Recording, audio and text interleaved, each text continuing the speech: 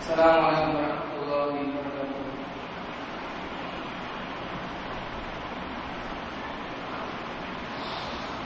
إن الحمد لله نحمده ونستعينه ونستغفره ونؤمن به ونتوكل عليه ونعوذ بالله من شرور أنفسنا ومن سيئات أعمالنا من يهده الله فلا مضل له ومن يضلل فلا هادي له وأشهد أن لا إله إلا الله وحده لا شريك له وأشهد أن محمدا عبده ورسوله وما بعد.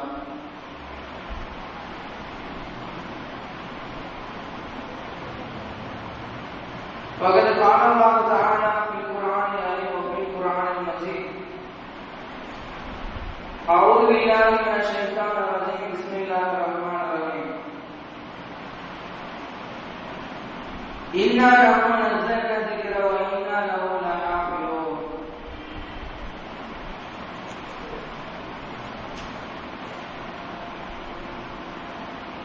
அனைத்து புகழும் அகிலங்கள் எல்லாவற்றையும் ஆரை நாட்கள் படைத்து அதை இன்று வரை எந்தவித ஒரு குறையும் இன்றி பேணி பாதுகாத்தவரும் வல்ல நாயகனான அல்லாஹ் ஒருவனுக்கு உரியதாக இருக்கிறான்.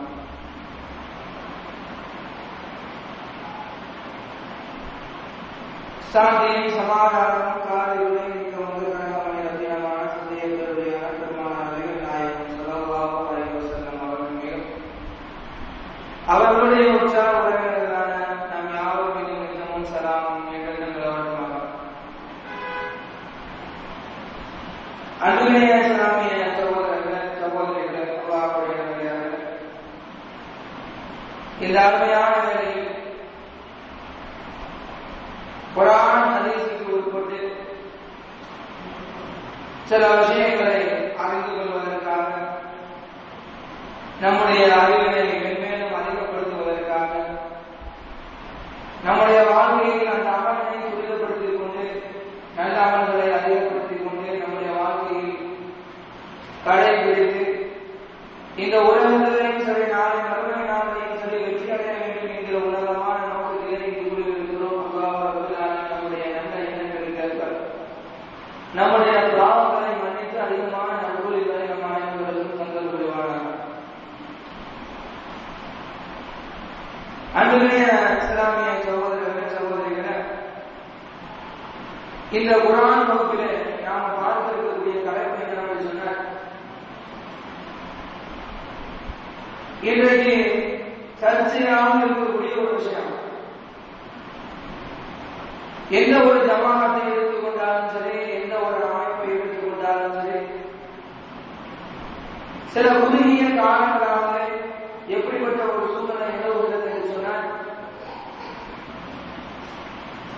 சில ஹதீசுகளை குறிப்பிட்டு காட்டி இந்த ஹதீசுகளை ஏற்றுக்கொள்வதா கூடாதா, இந்த ஹதீஸில் இது போன்ற சர்ச்சையான விஷயங்கள் எல்லாம் இருக்கிறது, இந்த ஹதீஸில் இது போன்ற குழப்பங்கள் எல்லாம் இருக்கிறது, இந்த ஹதீஸை நடைமுறைக்கு எடுத்துக் கொள்ளலாமா அல்லது நடைமுறைக்கு எடுத்துக்கொள்ள கூடாதா, இது போன்ற பிரச்சனைகள் எல்லாம் இன்றைய சமூகத்தில் ஒரு பெரிய ஒரு விஷயமாக இன்றைக்கு கருதப்படுகிறது.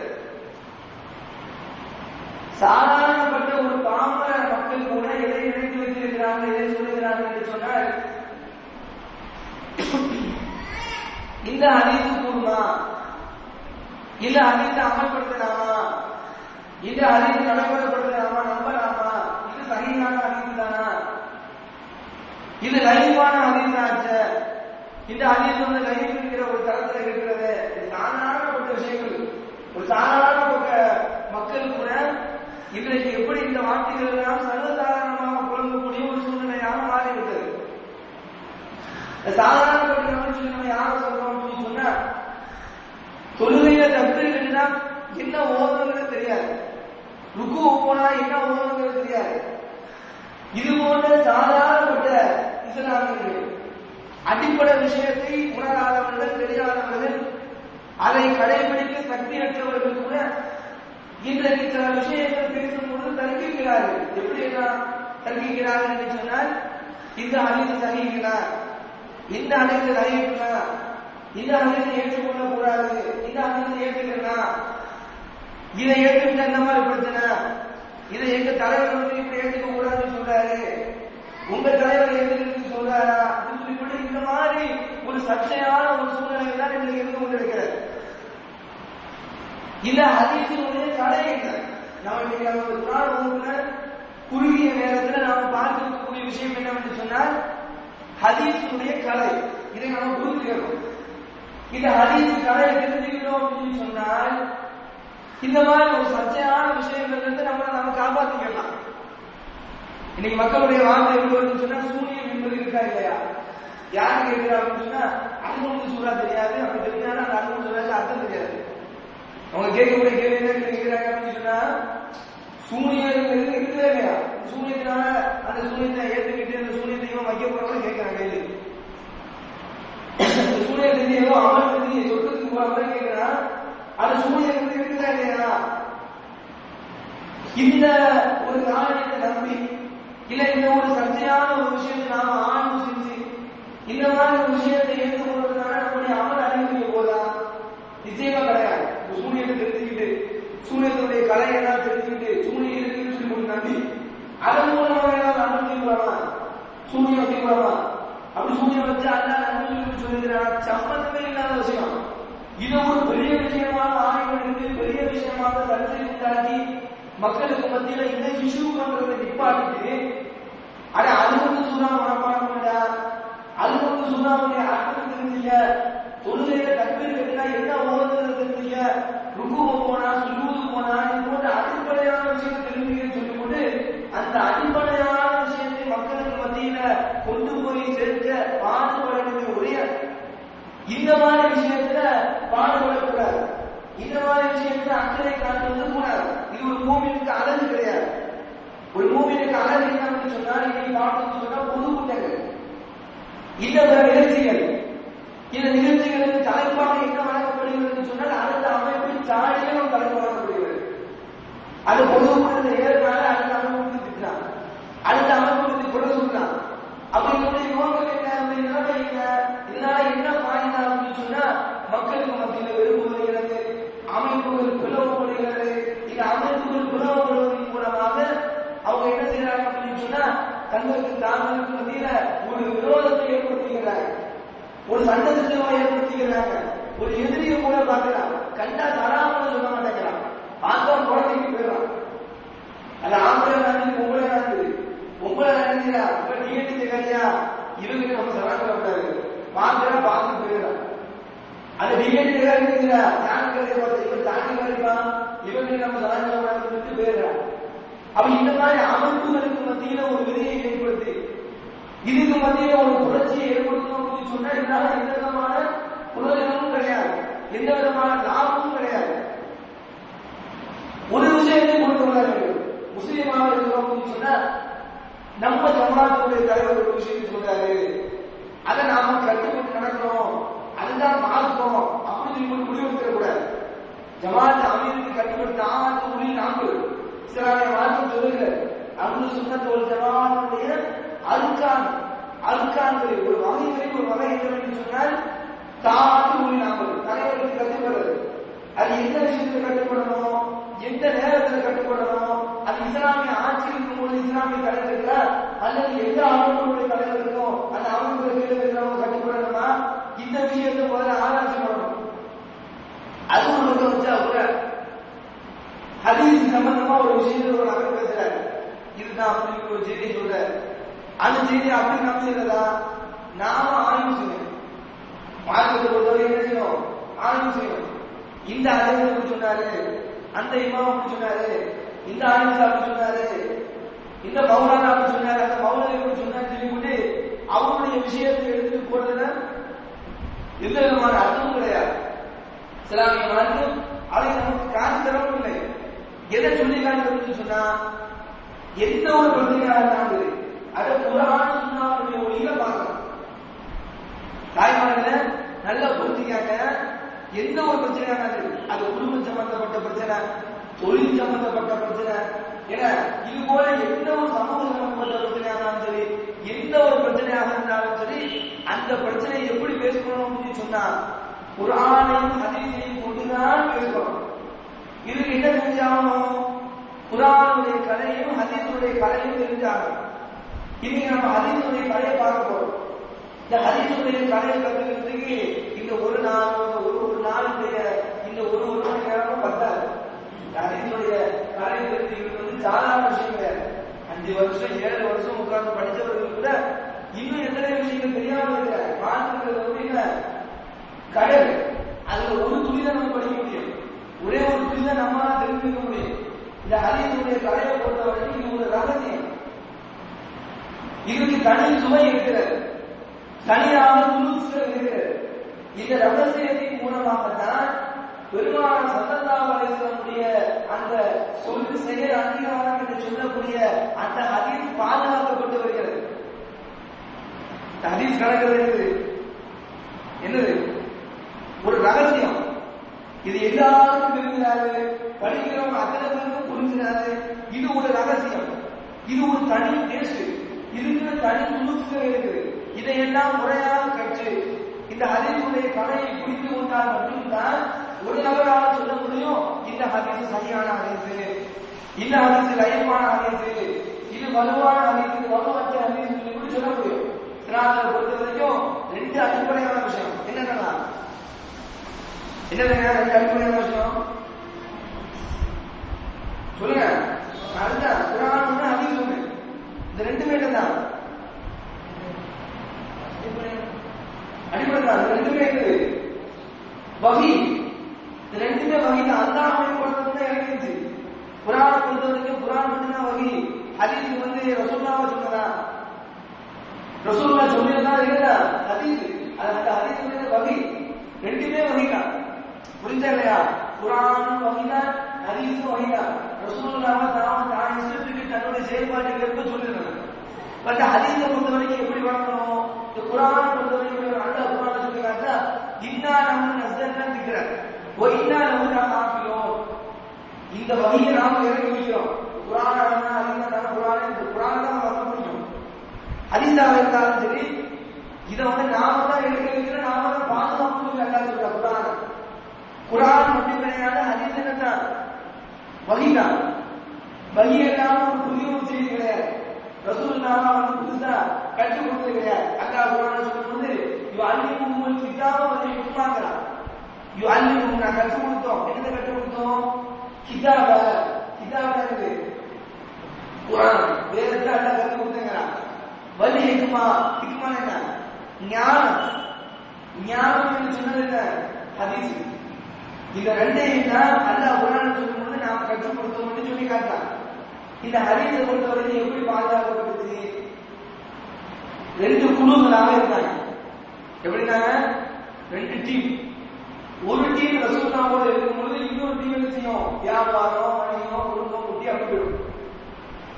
அந்த டீம் ரசூலுல்லாஹோட இருக்கும்போது இவங்க போயிடுவாங்க. இப்படி 2 டீம்களாக இருந்து என்ன செஞ்சாங்க? ஹதீஸ்களை பாதுகாத்து வந்தாங்க. உமர் ரலியல்லாஹு அன்ஹு ஒரு ஹதீஸ் கொண்டு வரப்படுதுன்னு சொன்னா 2 சாட்சி கேட்பாங்க. என்ன செய்வாங்க? அந்த ஹதீஸுக்கு 2 சாட்சி. யார் 2 சாட்சி சொல்றாங்க என்று கேட்டுட்டு தான் உமர் அவங்க என்ன செய்வாங்க? அந்த ஹதீஸை ஆரம்பிச்சுவாங்க, அந்த ஹதீஸை பார்ப்பாங்க. நபி ஸல்லல்லாஹு அலைஹி வஸல்லம் சொன்னாங்க, யார் என் மீது இட்டு கட்டி பொய் சொல்கிறாரோ என்கிற ஒரு வார்த்தையை பெருமானார் ஸல்லல்லாஹு அலைஹி வஸல்லம் சொன்னாங்க. இல்லையா? யாரு இட்டு கட்டி பொய் சொல்றாங்க ஏன் மேல நான் சொன்னேன்னு சொல்லிவிட்டு பொய் சொல்கிறார்களோ அவங்க தங்குமிடம் நரகம் சொன்னாங்க. அந்த ஒரு வார்த்தையை வந்து அதுக்கப்புறம் என்ன செய்ய ஆரம்பிச்சாங்க? ஹதீஸ்களை ஆய்வு செய்து 2 சாட்சிகளை கொடுத்துதான் நம்பணும் அப்படிங்கிற மாதிரி கொண்டு வந்தாங்க. உஸ்மான் ரலியல்லாஹுடைய கொலை சம்பவத்திற்கு பிறகு உஸ்மான் ரலியல்லாஹு கொலை பண்ணாங்க. கொலை பண்ணினா மௌத்தாக ஷஹீதானாங்க. அந்த கொலை சம்பவத்திற்கு பிறகு பல குழப்பங்கள் ஆரம்பிச்சு சமூகத்துல பல குழப்பங்கள் உண்டாச்சு. அந்த குழப்பங்கள் உண்டாகும் பொழுதெல்லாம் அறிவிப்பாளருடைய தொடரை பார்க்க ஆரம்பிச்சாங்க. இஸ்லாம்னு சொல்லுவாங்க. அந்த அறிவிப்பாளருடைய தொடரை பார்த்து அவங்க எப்படி அறிவிக்கிறாங்க, அவங்களுடைய சூழ்நிலை என்ன, அவர் உண்மையான நபராக இருந்தாரா, பொய் பேசக்கூடிய நபராக இருந்தாரா, எந்த சிந்தனையில வாழ்ந்தாரு, எந்த சிந்தனையில வளர்ந்தாரு, என்கிற சிந்தனை என்ன என்கிற விஷயத்தை எல்லாம் ஆய்வு செய்து அந்த அடிப்படையில் என்ன செய்ய ஆரம்பிச்சாங்க? ஹதீஸ்களை எடுக்க ஆரம்பிச்சாங்க. ஒரு விஷயத்தை புரிஞ்சுக்கணும். ஹதீஸை பொறுத்தவரைக்கும் ஏன் சஹீஹ்னு பிரிச்சாங்க? சொல்லுங்க. அலி ரலியல்லாஹுடைய காலத்துல, அவங்களுடைய காலத்துல ஷியாக்கள் உருவாவாங்க. யார் உருவாங்க? ஷியாக்கள். அந்த ஷியாக்கள் உருவாகும் ஷியாக்கள் என்ன பண்றாங்க அப்படின்னு சொன்னா, அதுல ஒருத்தர கொல்ல போறாங்க. அலி அவங்க கொல்ல போறாங்க. அவங்க சொல்லக்கூடிய வார்த்தை என்ன சொல்லி தாராங்க தெரியுமா? நான் மட்டுமே 1000 ஹதீஸை இட்டுக்கிட்டேன், என்ன போல பேருக்கு இட்டுக்கிட்டு இருக்காங்க அப்படிங்கிற வார்த்தை சொல்லி சொல்லிட்டாங்க. இதுக்கு பின்னாடி என்ன நிலைமை ஆகும் சொன்னா, இந்த ஹதீஸை பாதுகாக்கணும், பொய்யான முறையில அறிவு செஞ்சிருப்பாங்க, பொய்யான முறையில ஹதீஸை ரசூலுல்லாஹ் சொன்னதாக விட்டு இருப்பாங்க. ஏன்னு சொன்னா முஅத்தஸிலா கொள்கை உள்ளவங்க இருந்தாங்க, ஹவாரிஜுடைய கொள்கை உள்ளவங்க இருந்தாங்க. இவங்க எல்லாம் என்ன செய்வாங்க அப்படின்னா, ரசூலுல்லாஹ் சொன்னதாகவே பல செய்திகள் மார்க்கத்தில் இல்லாத விஷயத்தை விதாத்தான காலையில ஹதீஸ் சொல்லி என்ன செஞ்சாங்க, அறிவிக்க ஆரம்பிச்சிட்டாங்க. அதனாலதான் என்ன செஞ்சாங்க அப்படின்னு சொன்னா, அறிவிப்பாளர்கள் பிடிக்கணும். அந்த அறிவிப்பாளர்களுக்கு சொல்லி சில நிபந்தனைகளை போட்டாங்க. அந்த நிபந்தனைக்கு கட்டுப்பட்டு அறிவிப்பாளர்கள் இருக்கும். அப்படி இல்லாம அந்த அறிவிப்பாளர்கள் புதுசா சொல்றவங்களா, சில அறிவிப்பாளர்கள் சொன்னா அந்த அறிவிக்கக்கூடிய நபர்கள் சொன்னா மறந்து உள்ளவரா இருப்பார், நோய் உள்ளவரா இருப்பார், அவருடைய வாழ்க்கையில பொய் சொல்லியிருப்பாரு, அவருடைய வாழ்க்கையில ஏமாத்திருப்பாரு. எப்படி ஏமாத்திருப்பாரு அப்படின்னு சொன்னா, அவருடைய ஒட்டகத்துக்கு புல்லு கொடுப்பாரு, அந்த ஒட்டகத்துக்கு எடுத்துவார், திரும்பி கொண்டு கொடுப்பாரு, அந்த ஒட்டகத்துக்கு எடுத்துவார். இப்படி ஒரு நபரை கண்டிருந்தா கூட அந்த நபர் அதை அறிவிக்கக்கூடிய அதை அறிந்து எடுத்துக்க மாட்டாங்க. இல்லை அவங்களுடைய கொள்கையை பார்ப்பாங்க. அது வாழ்ந்த காலத்துல எந்த மைண்ட்ல இருந்தாரு, ஷியாவுடைய சிந்தனை இருந்தாரா, சூஃபியாவுடைய சிந்தனை, எந்த சிந்தனை இருந்தாரு, இவருடைய சிந்தனை தான் எப்படி இருந்துச்சு, உலகமே இருந்துச்சா இல்ல மறுமையாக இருந்துச்சா, ரசூலுல்லாஹ் எந்த அளவுக்கு பற்று வச்சிருந்தாரு, அவருடைய வாழ்க்கை என்ன, இப்படி எல்லா அறிவிப்பாளருடைய வாழ்க்கை வரலாறு இருக்கிறது. எந்த அறிவிப்பாளருடைய வாழ்க்கை வரலாறும் இல்லாம கிடையாது. இந்த அறிவிப்பாளருடைய வாழ்க்கை வரலாறு அடிப்படையாக கொண்டுதான் என்ன செய்வாங்க அப்படின்னு சொன்னா, ஹதீஸ் சஹீஹ், இந்த ஹதீஸ் நிறைவேற்றுகிற ஒரு முடிவுக்கு வருவார்கள். இதை புரிந்து கொள்ள வேண்டும். சில ஹதீஸை பொறுத்தவரைக்கும் அமல்படுத்துகிற ஹதீஸ் இருக்கு, சில ஹதீஸை பொறுத்தவரைக்கும் அமல்படுத்த முடியாது. சும்மா வாசிக்கலாம், இது பண்ணிக்கலாம், படிக்கலாம். உதாரணத்துக்கு சொல்ல போனா, ரசூலுல்லாஹ் சொல்றாங்க, யார் ஒரு முஸ்லிமுடைய குறையை மறைக்கிறாரோ அவருடைய குறையை அல்லாஹ் மறைக்கலாம். ஹதீஸ் இருக்கு, கேள்விப்பட்டிருக்கீங்களா? யாரு ஒரு முஸ்லிமுடைய குறையை மறைக்கிறாரோ அவருடைய குறையை அல்லாஹ் மறைக்கலாம். அபு அய்யூப் அல் அன்சாரிங்கிறவங்க அறிவிக்கிறாங்க. அந்த ஹதீஸை பொறுத்த வரைக்கும் அமலுக்கு சொல்லி கிடையாது. அமல் சொல்லி ஏதாவது இருக்கா அந்த ஹதீஸ்ல? இப்ப எடுத்துக்கிட்டீங்கன்னு சொன்னா, தொழுவுங்க, நோம்பு வைங்க, தொழுகையுடைய சட்டம், நோம்புடைய சட்டம், இப்படி எல்லாம் சில ஹதீஸுக்கு சட்டங்கள் இருக்கிறது. அமல் கொடுத்துவதற்கு சொல்லி சில விஷயங்கள் ஹதீஸ்ல இருக்கும். ஆனா இந்த ஹதீஸை பொறுத்த வரைக்கும் அப்படி கிடையாது. எப்படி இருக்கிறது சொன்னா, சாதாரணமாக தலைவர்களுடைய ஹதீஸ் அவனுக்கு சொல்லி கூட அது ஒரு வேலை கிடையாது. முஸ்லிமுடைய குறைய மாற்றம்னா அல்லாஹ் நம்முடைய குறைய மாற்றோம், அவ்வளவுதான் சரி. இந்த ஹதீஸ் சரியான ஹதீஸா? புகாரில 1536வது ஹதீஸாக வருகிறது. இந்த ஹதீஸ் சரியான ஹதீஸ் தான் என்பதற்கு அவ்வளவு சிரமப்படுகிறார்கள், ஆய்வு செய்கிறார்கள். அந்த காலத்திலேயே வாழ்ந்த ஒரு நபரிடத்துல என்ன செய்யறாங்க, அனுப்பி கொடுக்கிறாங்க ஹதீஸை. உண்மையா பொய்யான ஹதீஸுடைய நிலவரம் என்ன, இதையெல்லாம் பார்த்து என்ன செய்யறாங்க, ஹதீஸ்களில் பதிவு செய்கிறார்கள். இந்த இமாம்களுடைய முஹத்தீஸீன்கள் சொல்லுவாங்க. முஹத்தீஸ்னா யாரு? ஹதீஸ்களை ஆய்வு செய்யக்கூடியவர்கள். இவருடைய நிலை எப்படி இருக்குன்னு சொன்னா, இந்த புகாரி இமாம் புகாரி இருக்காங்க, அவருடைய ஆசிரியர் யாரு? இமாம் அஹ்மத். அந்த இமாம் அஹ்மத் ரஹிமஹுல்லாஹ் அவங்க 10 லட்சம் ஹதீஸ் மனப்பாடம் பண்ணிருக்காங்க. சாதாரணமா எத்தனை ஹதீஸ்? 10 லட்சம் ஹதீஸ் மனப்பாடம் பண்ணிருக்காங்க. இது அவருடைய மகன் சொல்றாரு, எங்க வாப்பா 10 லட்சம் ஹதீஸ் மனப்பாடம் பண்ணிருக்காங்க அப்படின்னு சொல்லி. அவருடைய மாணவர் இமாம் புகாரி, அவர் 1 லட்சம் ஹதீஸ் மனப்பாடம் பண்ணிருக்காரு. ஒரு 10 ஹதீஸ் 5 ஹதீஸ் மனப்பாடம் பண்ணி நம்ம பெரும்பாடு போடுறோம். புகாரி அவங்க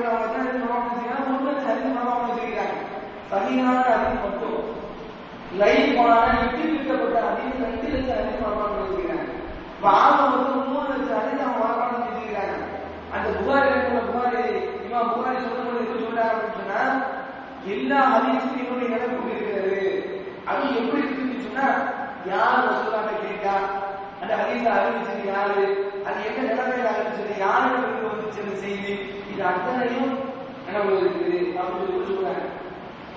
இப்ப அல்லாஹ் வந்து ஒரு பெரிய ஒரு விஷயம் எங்க அப்ப வந்து இந்த ஹதீஸ் அறிவிக்கக்கூடிய இமாம்கள், ஹதீஸ் அறிவிக்கக்கூடியவர்கள், பதிவு செஞ்சவங்க, இவங்க எல்லாம் வந்து அல்லாஹ் தேர்ந்தெடுத்தாங்க. ஒரு சாதாரண விஷயம் இல்லை. ஏதோ அரபு நாட்டுல மட்டும் அல்லாஹ் என்ன செய்யல, இமாம்களை தேர்ந்தெடுக்கல. ஒரு நாட்டுல இருந்து அல்லாஹ் என்ன செய்யலாம், தன்னுடைய திறமையை வெளிப்படுத்தக்கூடிய அளவுக்கு திறமை உள்ள ஆள் அல்லாஹ் வெளிப்படுத்துகிறார். அந்த அறிவிப்பாளர்கள் எப்படி பார்க்கணும்னு சொன்னா, எங்க பிறந்தாங்க, எங்க வளர்ந்தாங்க, அவங்களுடைய ஞாபக சக்தி எப்படி இருந்துச்சு, அவங்களுடைய சிந்தனை எப்படி இருந்துச்சு, இத்தனை விஷயங்களும் அத்தனை விஷயங்களும் எப்படி இருக்கும், பதிவு செய்யப்பட்டிருக்கும். எல்லா அறிவிப்பாளர்களுக்குமே பதிவு செய்யப்பட்டிருக்கிறது. குர்ஆனுக்கு அடுத்தபடியாக இருக்கக்கூடிய விஷயம் என்ன அப்படின்னு சொன்னா, புகாரி முஸ்லிம் சஹீஹைன் அப்படின்னு சொல்லுவாங்க. ரெண்டு சஹீஹான சொல்லுவாங்க. அது என்னன்னு சொன்னா, புகாரியும் முஸ்லிமும் இதுல லைஃபான ஹதீஸ் வந்து மாற்ற முடியாது. எந்த அளவுக்கு அப்படின்னு சொன்னா, ஒரு நாள் புகாரி இமாம் இரவு என்ன பண்றாங்க அப்படின்னு சொன்னா, படுத்து கிடக்குறாங்க. திடீர்னு முடிக்கிறாங்க, திடீர்னு எழுந்து போய் வேற காரணம் பண்றாங்க, திடீர்னு பேரம் எடுத்து எழுதுறாங்க, படுத்துறாங்க, திரும்பி கொஞ்சம் திரும்பி எழுதுறாங்க, வேற காரணம் பண்றாங்க, எழுதுறாங்க, வேற கிடைக்கிறாங்க, படுத்துறாங்க. இப்படியே ஒரு அந்த இரவுல ஒரே ஒரு இரவுல மட்டும் 20க்கும் மேற்பட்ட தடவை செய்யறாங்க. என்ன செஞ்சாங்க அப்படின்னு சொன்னா, இந்த புகாரை தொகுப்பதற்கு அவங்களுக்கு காட்டிய அக்கறை என்ன செய்றாங்க, புகாரிய தொகுப்பதற்கு அவங்க காட்டிய அக்கறை எவ்வளவு கஷ்டப்பட்டு எவ்வளவு தியாகங்களை சுமந்து அவங்க என்ன செய்யறாங்க அப்படின்னு சொன்னா, புகாரையை தொகுக்கிறாங்க. பல்வேறு தியாகங்களை அவங்க மேற்கொள்கிறார்கள். தூது அனுப்பி விடக்கூடிய அளவுக்கு ஒரு ஹதீஸ் என்ன செய்யறாங்க, அதே கலாட்டாவுடைய காலத்தில் வாழ்ந்த 200 நாட்கள் இருக்கக்கூடியவர்கள் கேட்டா இந்த ஹதீஸுடைய நிலவரம் புரிஞ்சுக்கிறோம் அப்படிங்கிறதுக்காக என்ன செய்யறாங்க அப்படின்னு சொன்னா, தூது அனுப்புகிறார்கள். இது போன்ற பல விஷயங்களை நாம் பார்க்க முடியாது. இமாம் புகாரியை பொறுத்த வரைக்கும் ஒரு 10 பேர் கொண்ட ஒரு குழு வந்து ஆய்வு செய்யறாங்க. 10 பேரும் 10 ஹதீஸை மாற்றி சொல்றாங்க. ஒரு ஹதீஸை சொல்லி அந்த ஹதீஸுடைய அறிவிப்பாளரை மாற்றி சொல்றாங்க. இன்னொரு ஹதீஸை சொல்லி அந்த ஹதீஸுடைய அறிவிப்பாளரை மாற்றி சொல்றாங்க. இது தப்பு அப்படிங்கிறத சொல்லி அந்த 10 ஹதீஸையும் சொல்லி அந்த 10 ஹதீஸுக்கு அறிவிப்பாளரை சரியான பண்ண சொல்றாங்க. இப்ப அந்த அளவுக்கு அஞ்சாவதுனால அவங்களுக்கு நாலேஜ் கொடுத்துருந்தா இந்த விஷயத்தை நாம புரிஞ்சுக்கணும். இன்னைக்கு எடுத்துக்கிட்டோம் அப்படின்னு சொன்னா, எடுப்பு ஹதீஸுடைய தரங்கள், இந்த ஹதீஸுடைய நிலைவரங்கள், இந்த ஹதீஸை பத்தி இஸ்லாம் என்ன சொல்லுது, இந்த ஹதீஸுடைய கலைகளை புரியாம இதனுடைய திறமை என்ன, இதை எப்படி விளக்கணும், இந்த விஷயத்தை எதுவுமே புரியாம எடுத்து நம்பிக்கிறாங்க. பார்க்கலாம் இவனுடைய அறிவுக்கு பொறுத்தது அப்படின்னு சொன்னா உடனே லைவ் பண்ணிடலாம், உடனே கிடையாது, உடனே யூஸ் பண்ணக்கூடாது, இதை பார்த்துக்க கூடாது, இதை எடுக்க வேண்டிய அவசியம் இல்லை அப்படின்னு சொல்லக்கூடிய அளவுக்கு இன்னைக்கு மாறிவிட்டது. ஹதீஸ் என்னன்னு சொன்னா 3 விஷயம்: ரசூலுல்லாஹ்வுடைய சொல், ரசூலுல்லாஹ்வுடைய செயல், ரசூலுல்லாஹ்வுடைய அங்கீகாரம். சொல்லுங்கன்னா ரசூலுல்லாஹ் சொல்லியிருப்பாங்க, ஏதாவது விஷயங்கள் ரசூலுல்லாஹ் சொல்லியிருப்பாங்க, இப்படி செய்யுங்க அப்படி செய்யுங்க அப்படின்னு சொல்லியிருப்பாங்க. செயல்னா ரசூலுல்லாஹ் செஞ்சு காட்டியிருப்பாங்க சில விஷயங்கள், அதுவும் சுன்னத்து தான். அங்கீகாரத்தை பொறுத்தவரைக்கும் 2 விஷயம் இருக்கு. ஒண்ணு என்னன்னு சொன்னா, சஹாபாக்கள் செஞ்சுட்டு வருவாங்க, செஞ்சுட்டு வந்துட்டு இந்த செயல் கூடுமா கூடாதான்னு கேட்பாங்க, அப்புறம் ரசூலுல்லாஹ் கூடும் அப்படிங்கிறத சொல்லிடுவாங்க. இன்னும் சில விஷயங்கள் ரசூலுல்லாஹ் செய்யாமலேயே அங்கீகாரம் கொடுப்பாங்க. உணவுகளை பிடிச்சு ரசூலுல்லாஹ் சாப்பிடலாம், ஆனா அங்கீகரிக்கிறாங்க, சாப்பிடலாம் தப்பு கிடையாது, ஹலால் தான் அப்படின்னு சொல்றாங்க. இப்ப இந்த அங்கீகரிக்கிற விஷயத்துல 2 வகை உண்டு. சஹாபாக்கள் செஞ்சுட்டு கூடுமா கூடாதான்னு கேட்பாங்க, கூடுன்னு சொல்லிடுவாங்க. ரசூலுல்லாஹ் செய்யாமலேயே செய்யறதுக்கு சொல்லுவாங்க. இப்ப அங்கீகரிக்கிற விஷயம் 2 விஷயம் உண்டு. இப்படியே ஹதீஸ் கடை எடுத்துக்கிட்டீங்க அப்படின்னு சொன்னா, சொல் செயல் அங்கீகாரம் சொல்லி போட்டு 3 வகையாக பிரிப்பாங்க.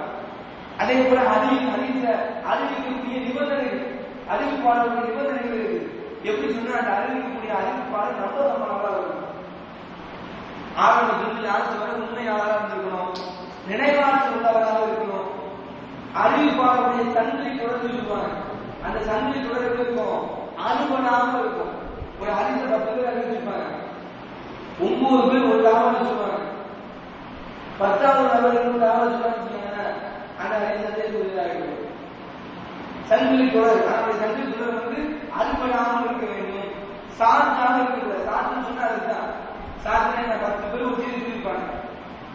9வது ஒரு அவர் நினைச்சுவாரு மாத்தி சொல்லுவாரு, 10வது அவர் மாத்தி சொல்லுவாரு. இதுக்கு பேர் என்ன சொல்லுச்சுன்னா சாத்து அப்படின்னு சொல்லுவாங்க. இல்லத்தாவும் இருக்கக்கூடாது. இல்லத்துன்னு சொன்னா மறைமுகமாக சில குறைகள் அறிவிகள் இருக்கும், சில சந்தேகங்கள் இருக்கும், அப்படி இருக்கக்கூடாது. சகீஹ் லைஃபை பொறுத்தவரை இது 2 வகை தான். நீங்க மக்களுக்கு பொறுத்தவரை 2 வகை தெரியும். ஏகப்பட்ட வகைகள் இருக்கு. ஹசன் இருக்கு, ஹசன் தாதி இருக்கு, ஹசன் கைரிங் இருக்கு, ஏகப்பட்ட வகைகள் இருக்கு. இது எல்லாம் தெரிஞ்சாதான் இந்த விஷயங்கள்லாம் புரிஞ்சுக்கிற முடியும். பொதுவாகவே நமக்கு ஒரு கேள்வி வரலாம், அபிசராசனம் போயிட்டாங்க, அது சரியான அடிசலாம் இருக்கும், அதை ஏன் சரி வைத்து பார்க்கணும், அப்ப அபிசராசனுடைய கவுன் பொய்யானதா அப்படிங்கிற ஒரு ஒரு சந்தேகம் நமக்கு வரலாம். புரியுதா இல்லையா? நான் முஸ்லீமான சரி, முஸ்லீமா இருக்க சரி, ஒரு சந்தேகம் வரும். ரசூல்லா சொல்லி முடிச்சுட்டாங்க, ரசூல்லா சொன்னாங்கன்னு சொல்லி கொடுத்தா ஹதீஸ்ல வருது, அப்படிங்கும்போது ஏன் அதை சரியில இருக்குன்னு பிரிக்கிறாங்க, அப்ப ரசூல்லாவுடைய கூட்டி எடுத்துக்க இல்லையா அப்படிங்கிற சந்தேகம் வரும். நாம ரசூல்லா சொன்னது சரிதானா தவறா அப்படிங்கிறத பார்க்கல, ரசூல்லா சொன்னாரா இல்லையாங்கிறத நம்ம பார்க்கணும். சொல்லுங்க, புரியுதா இல்லையா? இப்போ ஒரு நாளைக்கு சொல்லி முஸ்லீம்கள் கூட அவங்க கேட்கிறாங்க, என்னங்க ஹதீஸை சரியில்லை அப்படின்னு சொல்றாங்க, அப்புறம் ரசூல்லாவுடைய சொல்ல ஏற்றுக்கிற மாட்டாங்களா, ரசூல்லா சொன்னது தானே, அப்ப அதை அங்கீகரிக்க மாட்டீங்க அப்படின்னு கேட்டாங்கன்னு சொன்னா நினைக்கணும், ரசூல்லா சொன்னதா அப்படின்னு தான் பார்க்கணும். ரசூல்லா சொன்னதா அல்ல வேற யாரும் இட்டு சொன்னாங்களா அப்படிங்கறதுனால தான் படத்தை பிரிக்கணும் ஒழிய, ரசூல்லா சொன்னது சரிதானா, ரசூல்லா சொன்னது தவறா அப்படிங்கறத நம்ம பார்க்க வரல. ரசூல்லா சொல்லிட்டாங்கன்னா சரிதான், புரியுதா இல்லையா? ரசூல்லா சொல்லிட்டாங்கன்னா சரிதான், அதுல சரியா தவறாங்கிறத நம்ம பார்க்கல. ரசூல்லா சொன்னாரா இது விட்டு விட்டப்பட்டதா என்கிற அடிப்படையில தான் நாம அதை சரியான அடிப்பாங்கிறத பிரிக்கிறோம். ஹதீஸ் கலையை புரிந்தவர்கள் ஹதீஸை எப்படி புரிஞ்சுப்பாங்க பார்த்தாலே தெரிஞ்சுப்பாங்க. எல்லாரும் ஒரு தங்க நாணயத்தை கொடுத்தா ஒரு தங்க வியாபாரி பார்த்தாலே தெரிஞ்சுப்பான் அது தங்கமா பித்தளைங்கிறது, பார்த்தே கண்டுபிடிச்சுப்பாங்க. சில மக்களை பார்த்தீங்கன்னா அரிசியை பார்ப்பாங்க, அரிசியை பார்த்து என்ன அரிசி இருக்கும். இது போல ஏகப்பட்ட உதாரணம் சொல்ல முடியும். அந்த கலையோடு இறங்கியவர்கள் அந்த கலையை புரிஞ்சு வச்சுப்பாங்க. இந்த ஹதீஸ் கலையோடு இறங்கினவங்க ஹதீஸை பற்றி தெரிய முடியும். இமாம்களை எடுத்துக்கிட்டீங்கன்னு சொன்னா ஹதீஸ் கலையோடு தொடர்பு கொண்டு ஹதீஸ் கலையோடு இருந்தவர்கள். சரியா? இந்த விஷயத்தை புரிஞ்சுக்கணும். இன்னைக்கு கொஞ்சம் நிலவரத்தை பொறுத்த வரைக்கும் இன்னைக்கு எதை ஒரு மெயினா ஒரு குற்றச்சாட்டா வைக்கிறாங்க அப்படின்னு சொன்னா, சதீகான ஹதீஸாக இருந்தாலும் கூட அது லைவான கிடையாது, சரியான ஹதீஸ் தான். அப்படி சரியான ஹதீஸாக இருந்தாலும் கூட குர்ஆன் வசனத்துக்கு முரண்பட்டால் ஹதீஸ் இருக்கக்கூடாது அப்படின்னு சொல்றாங்க. முதல்ல நாம என்ன புரிஞ்சுக்கணும், சதீகான ஹதீஸ் குர்ஆனுக்கு முரண்படாது. ஏன்? அதான் ஆரம்பத்தில் சொன்னாங்க, ரெண்டுமே வஹீதான், ரெண்டுமே வஹீதான். சரியான ஹதீஸ் குர்ஆனுக்கு முரண்படுவதற்கு வாய்ப்பே கிடையாது, அது வாய்ப்புக்கு வழியே கிடையாது. சரியான ஹதீஸ் எங்கேயும் குர்ஆனுக்கு முரண்படவே செய்யாது. இதை முதல்ல நாம புரிஞ்சுக்கணும். இந்த ஒரு விஷயம் இன்னைக்கு இதை சொல்லி நீ தாவா செய்யக்கூடாது. எத்தனையோ ஹதீஸ்கள் தைரியங்கிறான், எத்தனையோ ஹதீஸ்களை எடுத்து என்னோட மனசுக்கு பொருந்தல, என் அறிவுக்கு பொருந்தல, இதை தைரியம் சொல்லி கொடுத்துறான். அப்ப இதை இஸ்லாமிய மார்க்கம் சொல்லி இருக்கிறான்னு சொன்னா நிச்சயமாக கிடையாது. இப்படி யாரெல்லாம் சரியான ஹதீஸ் சொன்னாங்களோ அவங்களுடைய நிலவரம் என்ன, யாரா எப்படி போயிட்டாங்க அப்படின்னா ஹவா இருக்கு, இந்த மாதிரி போனவங்க எப்படி சொன்னாங்கன்னு சொன்னா ஆரம்பத்தில் தான் சொன்னாங்க. சரியான ஹதீஸ் குர்ஆனுக்கு முரண் அப்படிங்கிற விஷயத்தை சொல்லிதான் அதுக்கப்புறம் என்ன பண்ணிட்டாங்க, கொஞ்சம் கொஞ்சமா விலகி இந்த மாதிரி சந்தேகம் உள்ள ஹதீஸை நாம எடுக்கணுமா, அவங்க எல்லாரும் அப்படியே இருந்துச்சு லைஃப் சொன்னா சரியான ஹதீஸ் லைஃப்னா அப்புறம் பார்த்தா இந்த மாதிரி குழப்பம் ஹதீஸ் எடுக்கணுமா, தேவையில்லை அதுக்கு உனக்கு குர்ஆனுக்கு போதும் அப்படிங்கிற ஒரு நிலைமைக்கு வந்துட்டாங்க. குர்ஆனுக்கு போதும் சொல்லி சொல்லக்கூடிய இந்த அஹ்லுல் குர்ஆனுடைய நிலைமையில என்ன அப்படின்னு சொன்னா என்ன நிலைமை, இதுதான் பண்ணா முதல்ல ஹதீஸ் வேண்டாம்னு சொன்னா லைஃப்னு சொன்னா அதுக்கப்புறம் வேண்டாம்னு ஒதுக்கிட்டான். இந்த மாதிரி பிரச்சனை உங்களுக்கு தலைமையா வந்து ஹதீஸ் தேவையில்லை அப்படின்னு சொல்லி ஒதுக்கிட்டு என்ன பண்ணிட்டாங்க, குர்ஆனுக்கு போதுங்கிற ஒரு நிலைமை வந்துட்டாங்க. ஒரு இல்லை காப்பாற்று. இப்ப ஹதீஸுடைய கதையை புரிஞ்சுக்கணும். இது புரியாத காலத்துல 1434 வருஷமா 32 வருஷங்களாக சரியாக இந்த ஹதீஸ்கள் எல்லாம் 32வது வருஷத்துல லைஃபா மாற ஆரம்பிச்சு. எல்லா வருஷமும் சரியா இருந்துச்சு. ஏன் லைஃபா மாறிச்சு அப்படின்னு சொன்னா இதுதான் காரணம். தன்னுடைய அறிவுக்கு ஏற்ப தன்னுடைய சொந்த விஷயத்துக்கு ஏற்ப எடுத்துக்கொண்ட காரணம் தான் இப்படிப்பட்ட ஒரு விளைவுக்கு காரணமாக இருக்கிறது. இந்த விஷயத்தை புரிந்து கொள்ள வேண்டும். அதனால குர்ஆனையும் ஹதீஸையும் எந்த அடிப்படையில் விளக்க வேண்டும் என்று இஸ்லாம் சொல்லி இருக்கிறதோ அந்த அடிப்படையில் விளங்கக்கூடிய, அந்த அடிப்படையில் விளங்கி நடக்கக்கூடிய ஒரு தௌஃபீக்கினை அல்லாஹ் ரப்பல் ஆலமீன் நம் அனைவரும்